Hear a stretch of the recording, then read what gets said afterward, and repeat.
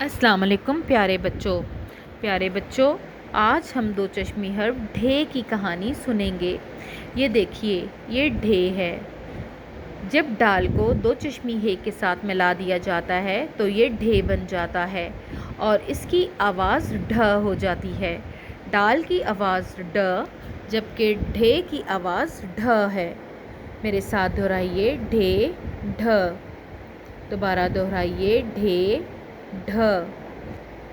ایک دفعہ دوبارہ بولیے، ڈھے ڈھ۔ چلیے کہانی سنتے ہیں۔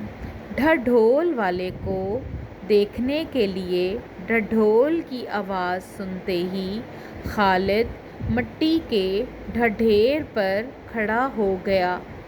میرے ساتھ ان الفاظ کو دہرائیے، ڈھول، ڈھیر۔